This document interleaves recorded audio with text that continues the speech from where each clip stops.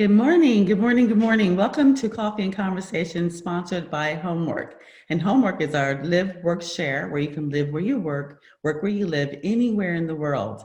And what we do is we offer a platform for our members to present their programs, their products, and their services to not only our community, but to every woman professional entrepreneur that we have connected with our social media, with our mailing list, as well as anyone out there that want to know the different areas that the different areas that they specialize in. So today I have the pleasure of speaking with Andrea Arciga, who is the founder, CEO of Black Label Brokers. And she's going to share with us that big myth. And what is it, Andrea? The big what? Myth? The big myth is about how to. Oh, yeah. About the big myth and the big question is, how do you invest in real estate with no money required? Because How is people that possible? and people hear that, they say, is that true or that's false? So we have a lot of people that really want to know more about that. So first, tell us a little about you, and thank you so much for joining us today. Thanks for having me. I really appreciate it. Very happy to be here with you ladies and gentlemen. Thank you very, very much. So we're going to start off today with, no money required to start real estate investing.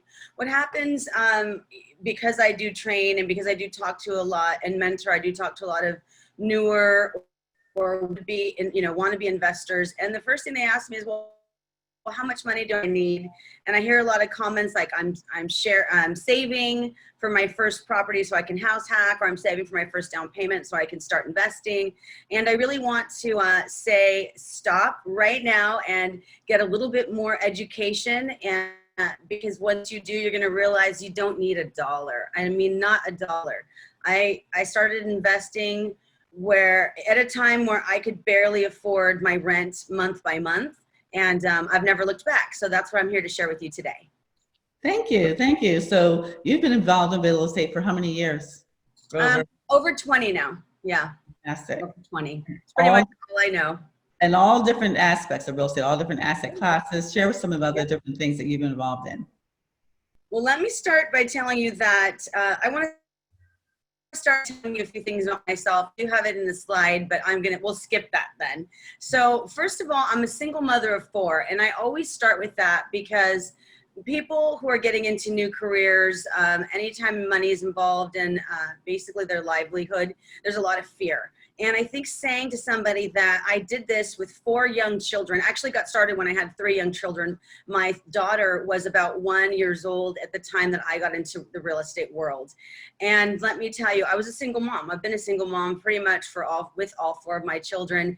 And I did it anyways. And I shouldn't say I did it anyways. I should say I did it because of real estate. And that is very important. So I wanted to start off by telling you I've got a 28-year-old, a 26-year-old, a 20-year-old, and a 6-year-old.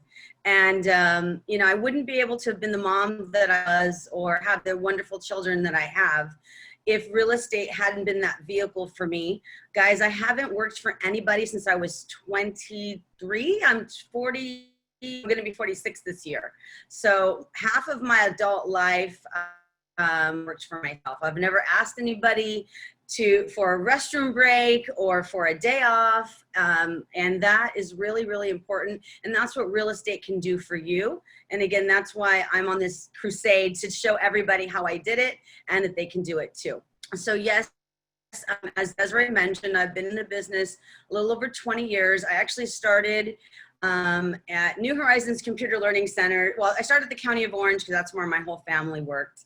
And then I went into New Horizons Computer Learning Centers and got some kind of corporate, more professional grooming there because I don't have a college education. So that was sort of my schooling in terms of, emailing and computers. I took an ROP class in high school. I mean, I share all this with you because I had very humble beginnings. And then from there, I was fortunate enough to have a friend from high school that had a mother in the game of real estate sales. And so I started going with them to, look at properties and show properties. And I got the bug at that point. My parents gave me $3,000 to buy my first condo in Costa Mesa. It was the Sallie Mae Bank repo, if you remember those, like in early 90s. And that was a house hack. I didn't know it was called a house hack because that's a new term, but I house hacked many homes. It was a real estate investor really as early as probably 1996, 1997. And then continued on, got into the game of real estate as an agent, well, as a loan officer first, then an agent, later a broker, helped that same friend actually that got me in the business to do her HUD and REO properties, and started a little brokerage in Belmont Shore, Long Beach, if you're familiar with there, off of 2nd and Santa Ana Avenue. And I've been at a couple Keller Williams offices as their, leading a team there. And now I am an independent broker, investor, and most recently educator. So that's my life. Still single too. Okay. Yeah. So, do you want me to get started with the presentation? Yeah. Start. Let's go. Let's dive right in. I know there's so much information to share. Yeah, I really want to share, and I talk really fast. I'm going to warn you, I can't slow it down because I always have way more information than I have time, and it's so important to me to get it out. So, you'll be able to watch the recording. Don't worry about taking notes, guys. Just listen in because part of it's inspiration, a lot of it's education, but it's good stuff, and I hope that it inspires you and helps you get on your way in real estate. So I'm going to start off with a little tiny quote here while I share my screen. So I love law of attraction. I have this little booklet. I still can't share screen, so I think I need some assistance with that. Yeah. Okay. Dawn.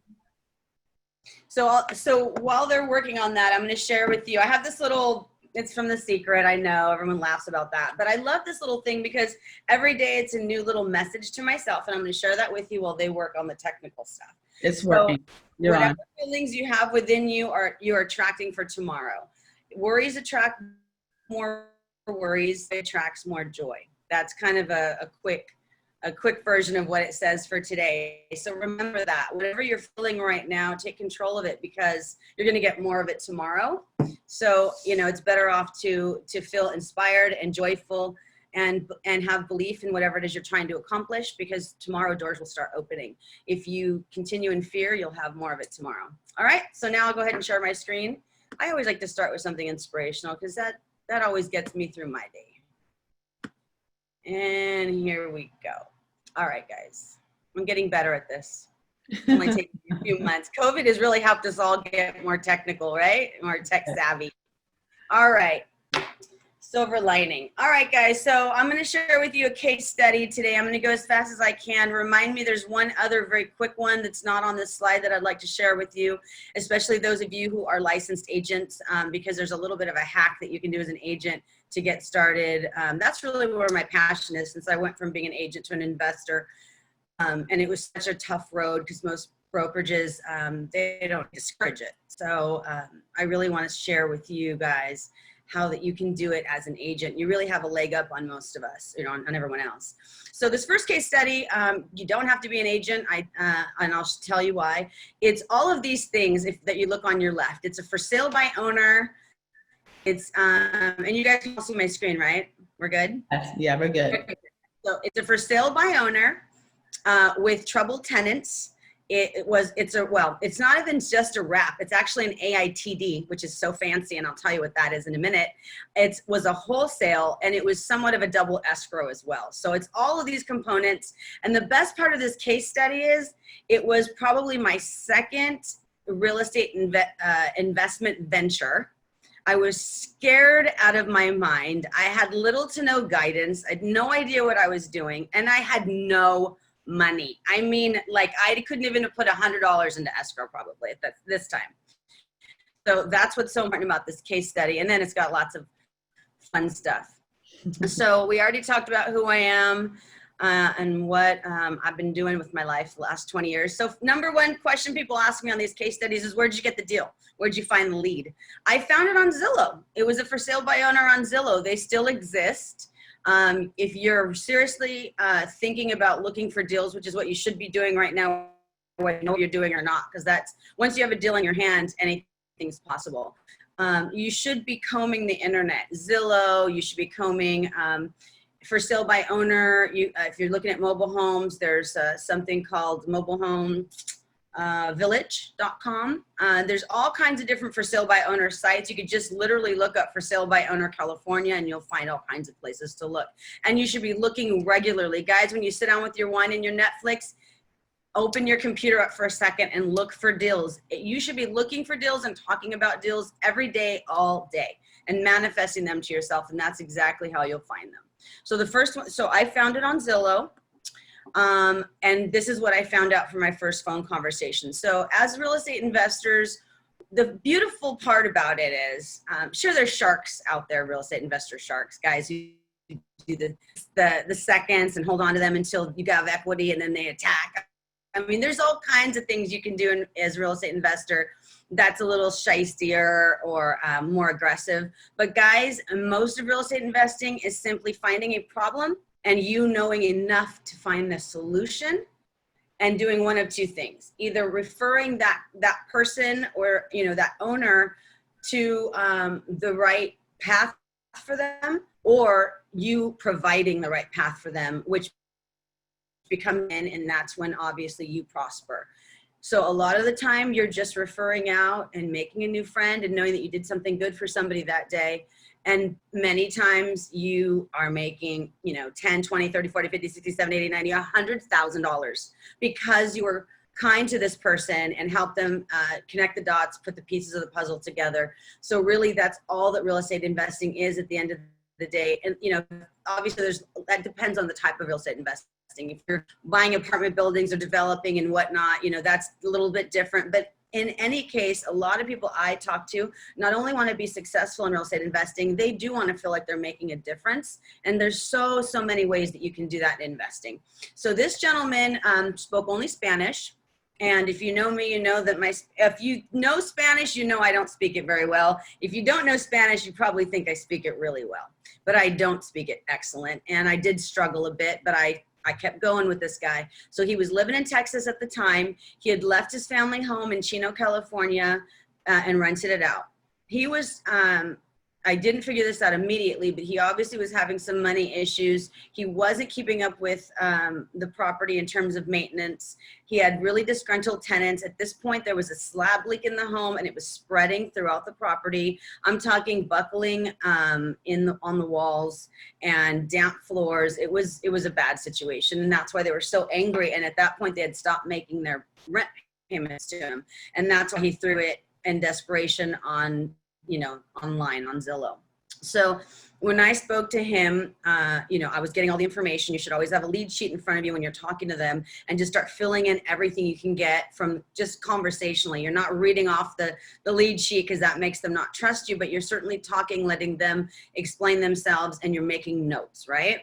So what I figured out from the first point in the first call, well, he had it listed on for sale by owner on Zillow for $420. It was really worth like $340, $380, really $340 to $360 is really what it was worth as is. So he was way off on the price, and you're going to find that. And most of you are going to say, especially newer investors, he's and you move on to a lead. Don't do that. Explain why. Okay.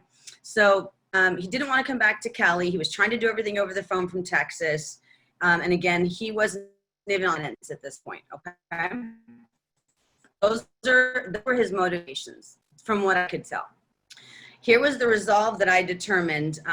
You know, the typical investor says, I'll give you cash, I'll buy it as is. Don't forget to always say no repairs after as is, because some people just still don't, it doesn't click for them, the whole as is. You have to be very clear. I'm not going to ask you to repair anything. All the tenants. I didn't say I'd take responsibility for the tenants. I said I'd take care of the tenants. I can close in under 30 days. And then I asked him in the second phone call the most important question. How much money do you need in your pocket at the end of this transaction that would make you sign and, you know, and sleep at night comfortable that you had resolved this issue and sold your property? And he shared with me that would be $40,000. Okay, so after that phone call, I put my thinking cap on, and now this, usually you should do all this within a matter of a day, 2-3 days max. Because remember, this is on Zillow. So he's getting a lot of phone calls, guys. And really, there's a lot of sharp talkers out there, a lot of people that will lie, cheat, and steal just to get him to sign on the dotted line. And that's who you're competing with. So it's important to build rapport with them, to explain to them that you're trying to find an honest win-win for him, that you'll buy it from him if you're able to, that you'd love to take this problem off his hands. It's really about the way you speak to people. And if you are honest and earnest in your dealings, they will feel that. And in my case, I was so nervous about this deal that it took me way to put it together. I didn't know what I was doing, but most importantly, I was insecure about it. So when I had to call him back, I kept procrastinating. I called him more times than I needed to get the information. I should have been getting 1 or 2 phone calls. But what really I think saved me at the end, because he certainly was talking to other people, is that I just kept saying, I want to make this work for you, but it's got to work for me too. And, help me to help you, kind of a thing. So it ended up turning out that I offered him $350,000 for his property, which honestly was still too much.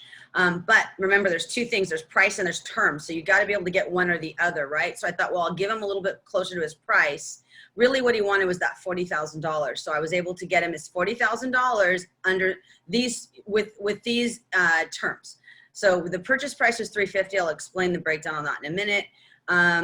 I said, I had found out that he had an FHA mortgage. It wasn't a very high payment. So I said, let me wrap your current mortgage, meaning let me take over your current mortgage. I'll start making the payment every month. You can obviously call in and make sure I did that. If I don't, you can take the house back. But I assured him, that wasn't going to be an issue. I said, I will handle your tenants, but I will not put my name on anything, because technically you are the owner and you have to deal with the tenant. So you have to cooperate in signing anything any deals I make with the tenants, which may include up to 2 months cash for keys, because they're not going to move because they don't have any money. So we've got to give them some money, because I'd already talked to the tenants at this point. We have to give them some money to help them move.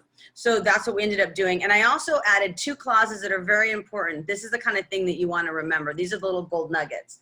Number 1, I let him know right away that I was going to possibly need an extension. I didn't think I would, but that I needed him to be open to that.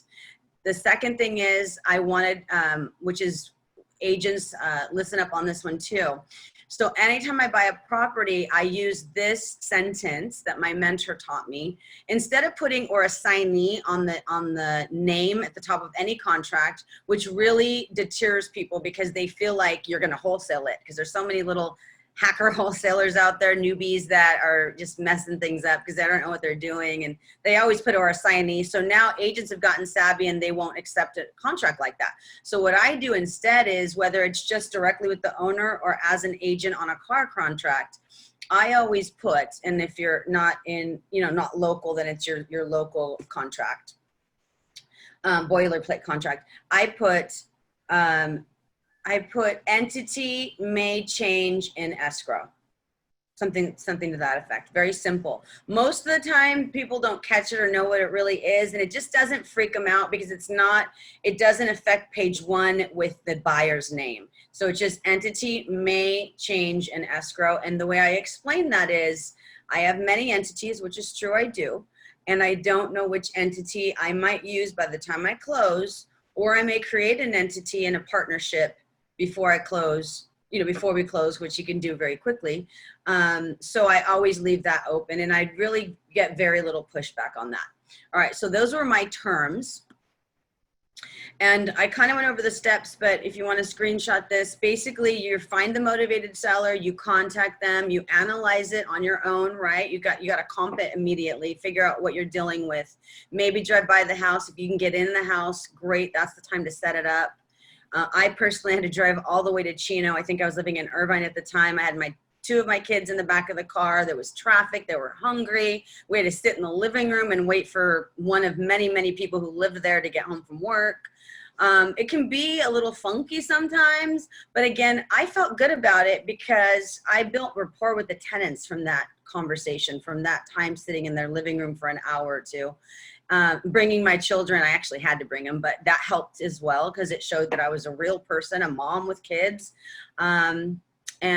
So some of these deals you can just do straight off the bat from the phone and your computer. Most of the time, that's how I do my deals. But there are times where you have to get off your butt and, you know, go out and meet people and do a little work to get to the place that, you know, will earn you some money. So, and then again, you talk to them again, you dig a little deeper, you have a little more rapport. That's how I found out, like the second phone call or third, that he had an FHA loan I could wrap. You structure the deal, then you verbally, or in an email, if you're talking to an agent, through an agent to an owner, you kind of throw out your terms. I never sit down and do an hour-long purchase agreement with addendums, cash for keys, and everything else that's involved. If everyone's kind of not on the same page and haven't already verbally said, you know, yeah, it looks good, let's go for it. So then I do the purchase agreement. In this case, I did an addendum. I had to do a cash for keys. A cash for keys is basically an agreement between, not me, an agreement between the owner and the tenant saying, you will leave by this day, you will leave it broom swept, you will get this much money, and then when you actually leave, you'll get the rest of this much money, whatever that amount is. Everyone signs to that effect. It's, you know, basically it's a legal document at that point. It's an agreement that it was between the seller and the tenant. So that was something I needed to add. And then of course you have to open escrow and they start working on their documents, and I'll get to that in a second, because generally speaking, when you open escrow, you got to put a deposit in, right? So there's that money. How do you do that without money? So again, I used a letter of intent. That was kind of the verse or / email to tell them what I wanted to, my terms. I did a purchase agreement, an addendum, a cash for keys, and then of course there was escrow documents. I bring up the documents because a lot of people say, oh, what you do sounds so creative and so awesome, but they just don't technically understand the instruments that have to be used to make it happen. It's not rocket science. It's really pretty basic. A purchase agreement can be on a napkin. That is a true story. It can be. All right, in summary, here's how it looked. The purchase price was $350,000. They owed $300,000 with Wells Fargo as an FHA. So I did an all-inclusive trust deed, an AITD. Why was it an AITD versus just a wrap? Because a wrap is when you just wrap around one mortgage and that's it. And then generally, like let's say at the close of escrow, I would have given him $40,000 so he'd have that in his pocket. So the purchase price would be $350,000. We'd wrap the $300,000.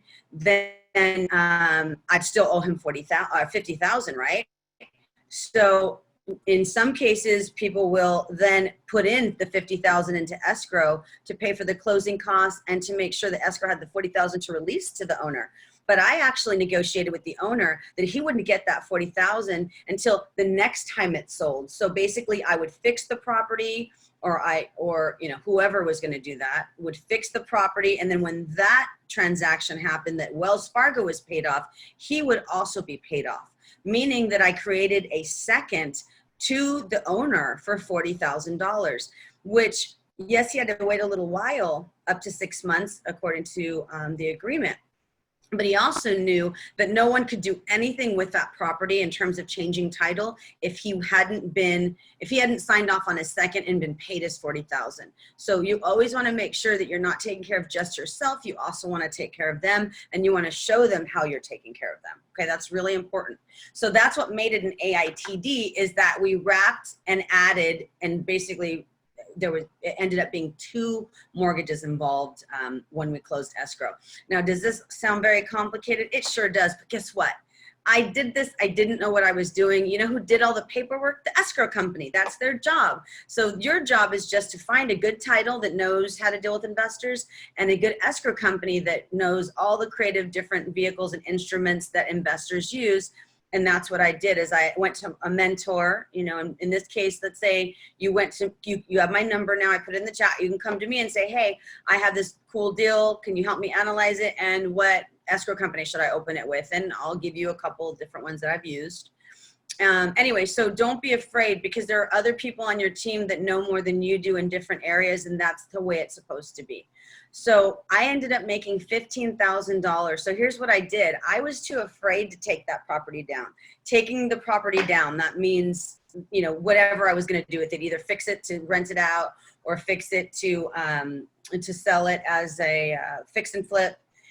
I was too afraid. And there was also not a big margin between what I paid for it and what I really believed I could get for it. It was on a street. It had some updates, but they were very specific. I just wasn't convinced that I had enough margin to do what I needed to do.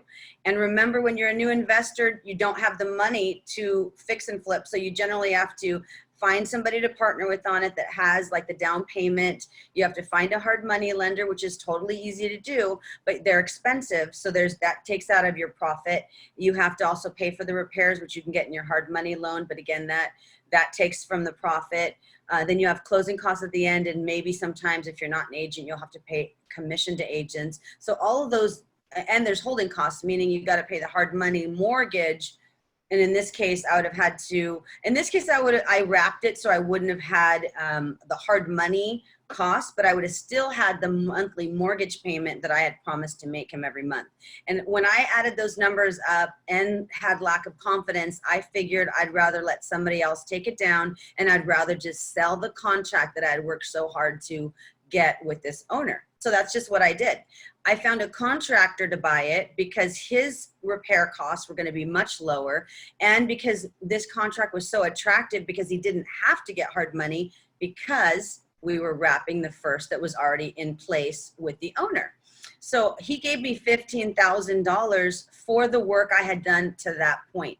Why? Because I created a contract and there's value in that contract. I hope that makes sense, but I can answer questions after.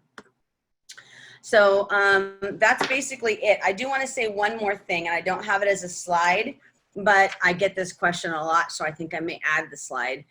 Why would an owner do seller, this type of thing? Why would they do seller financing? Why would they allow that? Well, the short answer is because I was solving every other piece of the puzzle that were his motivation, that were his issues, his problems. I was giving him that $40,000 that he wanted. So all my other terms that I needed meant very little to him once I solved every other problem, because that's what it really is about, is being a problem solver. How much more time do I have? You have, good, you have 15 more minutes, and we have some time for Q&A. And if we have to go over, whoever has a question can obviously stay from that as well. Okay. That's, it's really important to get your content, and what you're sharing is absolutely amazing. And you're breaking it down so easy. All so right. Absolutely. Okay, cool. All right, well, I went fast. Yay, I tried to do that. So I have another slide I want to open. So I'm going to start to take literally 3 minutes to, warm up your coffee, or, have a potty break. Do that, because this other screen that I want to share with you is going to be every type of vehicle you can use to start investing today with no money down. So I want to, besides the case study, flip through all of the other ways that you can do this. Absolutely, go for it. We can't wait. Go for it. 3 minutes, guys. Be right back with you. Okay. Because ladies, and the thing is that I've been in real estate since 1989. 89 is when I was first licensed, and I've been an agent, a broker, and an investor.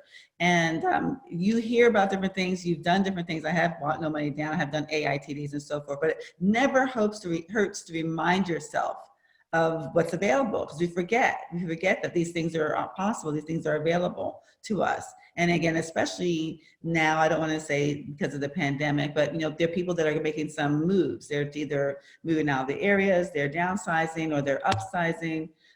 They are panic sales. They're people that just really realize that they don't want the liability and the responsibility of a home right now, especially after being in it, quarantined for a period of time. So there's a lot of different emotions that's going on. So this is a perfect time for any of you who express interest in building your real estate portfolio. And, I'm trying to remember back to the first property I got, and I know the same thing. I got it for terms, actually quite a lot of properties with AITDs or wraps and things of that type, and even some that I've lived in. And there's so many different ways of doing it, but the real secret is being one, part of a community that supports you, and part of a conversation that talks about that. Because you may be stuck on one thing, you see this vision, you see this property, thinking, how can I do this? Being in a conversation with somebody can say, oh, you can do it this way, that way, and so forth. There's so many ways of being able to work with real estate. There's so many different asset classes. There's so many, there's so many opportunities for active or passive income. And again, like Andrea says, you don't have to wait until you save. I hear people saying all the time, I need to wait until I save this or do that. Sometimes you have the money, someone else may have the credit, sometimes you have the time, somebody else may have the money. You know, there's all different types of partnerships and collaborations that can, you know, happen when you stay part of a community. And especially I say with, you know, like-minded women that want the same, trying to reach the same goal. So you're back.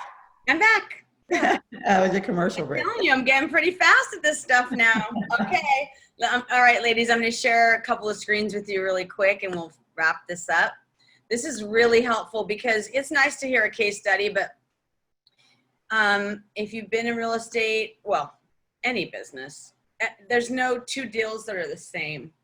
There's a lot that will be similar, but at the end of the day, you're always going to feel like you're learning. You're always going to be a little scared. You should be scared because these are other people's lives in your hands in a lot of cases. This is their money. This is their livelihood. Sometimes this is all their money, and they're going through issues. That's why there's motivation for them to get these properties sold, and that's how, you know, that's how you're getting the deal. Never lose sight of the fact that you're gaining from somebody else's pain in a lot of cases. Always be grateful about that and always do the right thing. And if you do that, you will continue to get deals. That's just the way the world works, right? You'll get referrals from people that, you know, you couldn't help, and you'll get from referrals from people that you did help. So let's go over some more technical stuff. So I have 2 slides. It takes me, there's so many ways to invest in real estate without any money to get going right now that it took me 2 slides to list it all out. And I'm not going to go super in detail because the truth is a lot of this stuff you can Google.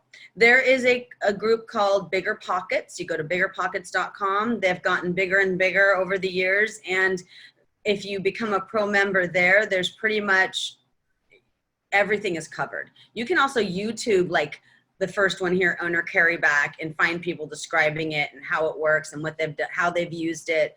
So I don't want to try to say I'm the end all and be all of investment education, because there's lots and lots of free stuff out there and paid things as well. I think what I want to say today is that as much as you learn, and you don't keep learning and learning because then you start getting the analysis paralysis situation, but learn as much as you need to feel, you know, at least somewhat confident that when someone has an issue, you can kind of see their way out of it. But remember, you want to connect with people like myself, especially for the first couple of years, like I did with my mentor, so that you can run things by a second person and make sure that you're doing the right thing and that you're looking at it from all perspectives. 2 minds are much better than 1, of course. And that's what I'm here for. So you guys let me know if I can ever be of assistance to you. But so.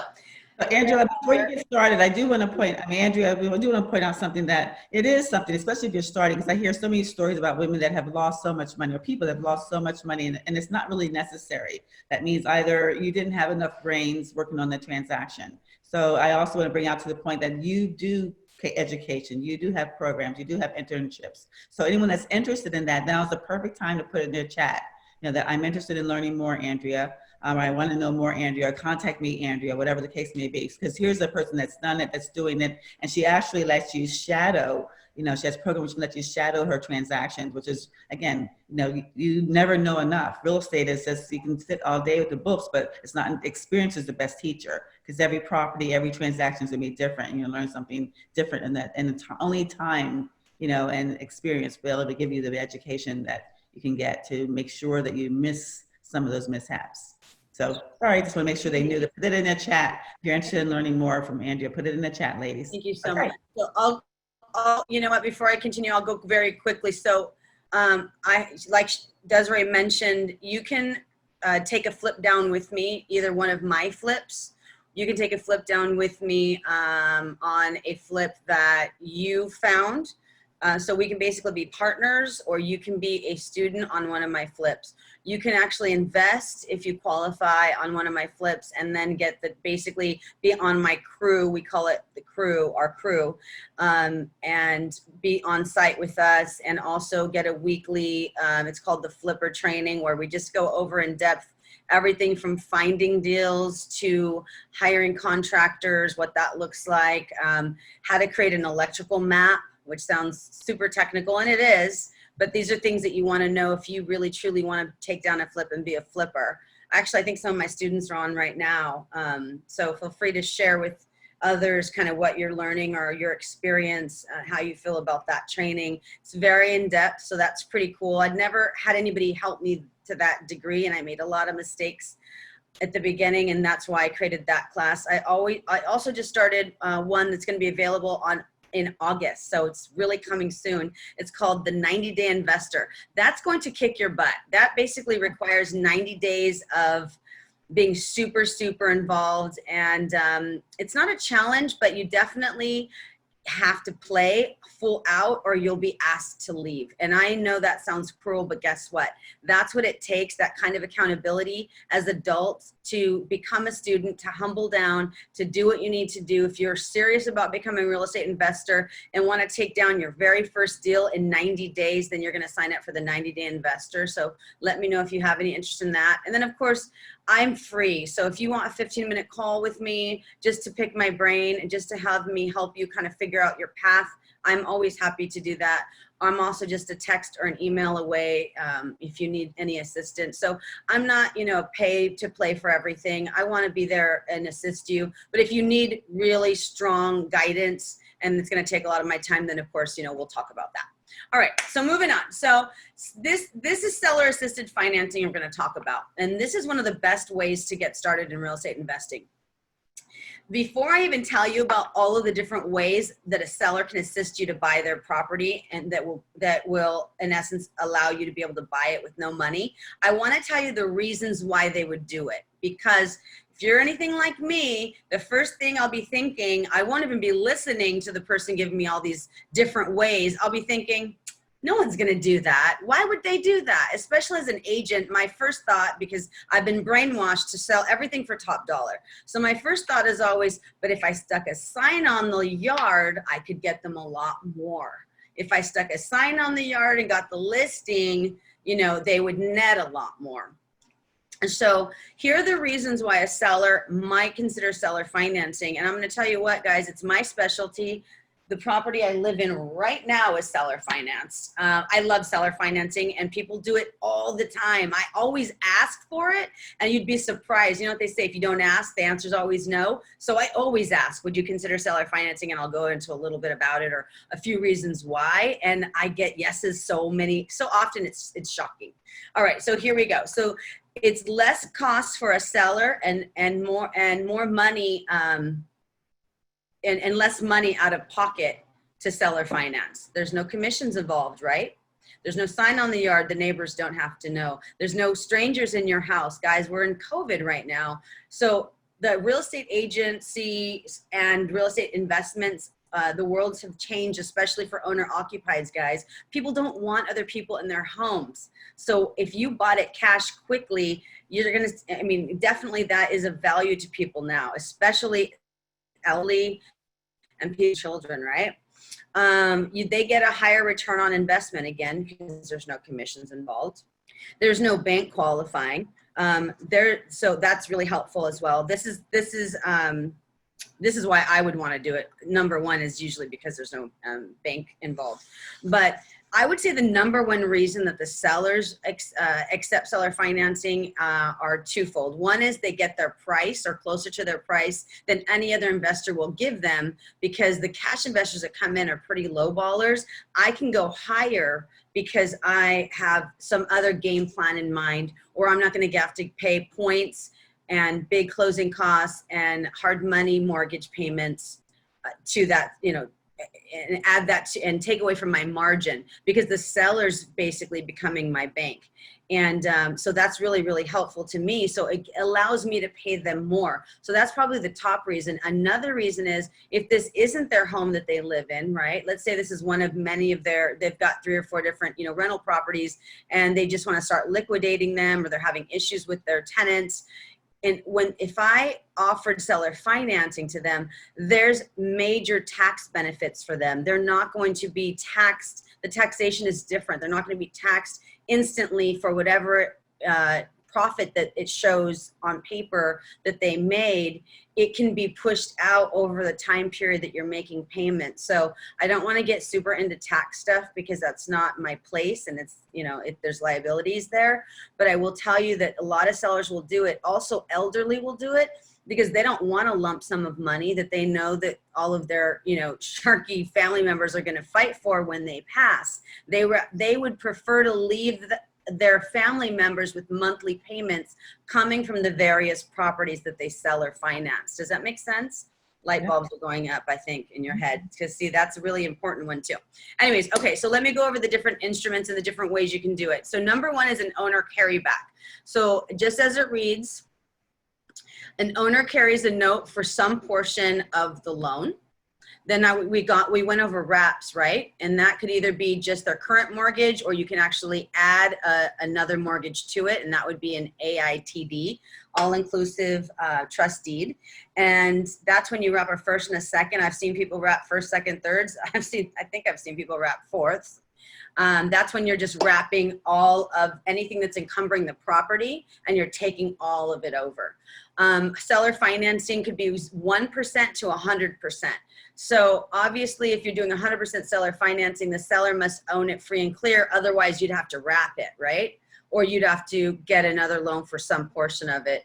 So if they own it, and that's a good little golden nugget there. If you look for people that have owned their properties free and clear, those are ones that are going to have options to seller finance it to you. And seller financing for a seller is so much better than renting, because they all of a sudden don't have any responsibility. They're literally just become your Wells Fargo. That is so much more valuable to especially somebody older that's just getting tired of owning rental properties. And the expense is a lot less because now they don't need a property manager, because you're in essence buying it and giving them back their rental payments that they're already accustomed to getting. Maybe they're living off them. Anyway, so 1 to 100%, they can seller finance to you. And anything in between. They can even become your second. So some hard money lenders will let you get, let's say, 80% for the first, whatever purchase price you're paying them, and then they'll come back and let you not pay 20% of it, and they'll come back and be a second on the mortgage. And that's a way to seller finance as well. There's so many different ways. You can do a lease option. So that's basically just a lease, but says that I can buy the property. It usually has a term involved. And sometimes, if you're lucky, which I don't see very common right now, they'll let a portion of your rental payments become a credit at the end if you actually do take over and purchase that property from them within those terms, within that time frame. So that's a lease with an option to buy.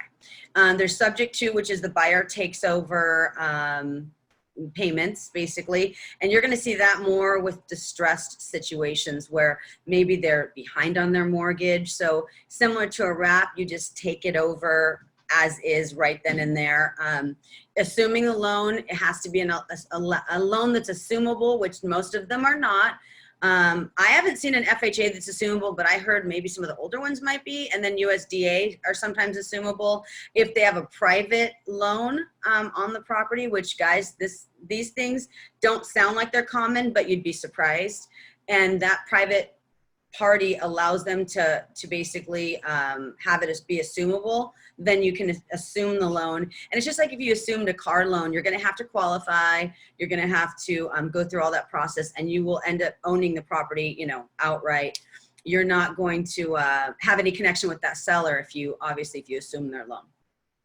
A land contract is a little different. I know you guys have heard of these. In fact, I think we're trying to find somebody at Ren, where I'm the chapter leader. We're trying to find somebody to go over what land contracts are. And here's why I love land contracts. Another golden nugget.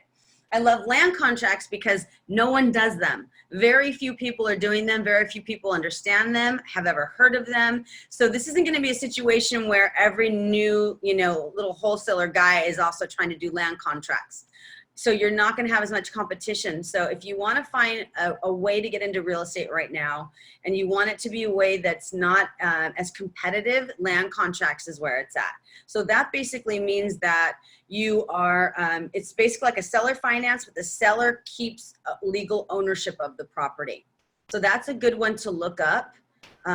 Get in contact with me if you want more information. And as soon as Ren offers that class, I will let you know. But that's going to be a really, really good one, because land contracts is a really neat way to jump into real estate. And again, all of these don't require money if you negotiate and you fix the terms properly, or at the beginning, which a lot of people do, if you just take on one of these deals, build rapport with the client, get it into contract, do a good job with the contract, open escrow, you can sell that contract for 10, 20, 30, 40, $50,000. Guys, my very, very, very first investment property, I wholesaled it.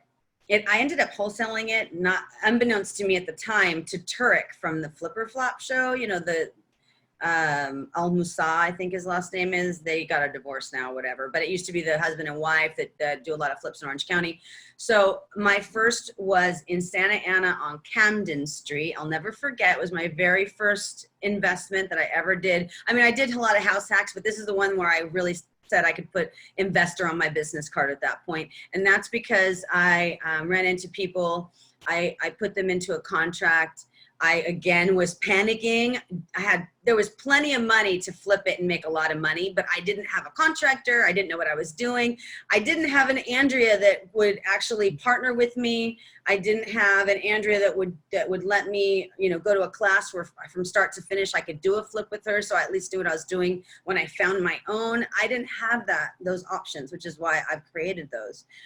So I was scared. So what I ended up doing was I called up a hard money lender, because I was starting to try to figure out, well, can I buy it myself? Can I do this? And the hard money lender, Shark, said, oh, I'll buy it off you. Don't get a loan for it. If you don't know what you're doing, we'll buy it off you. I'll give you $30,000 for the contract. Well, of course I was like, what?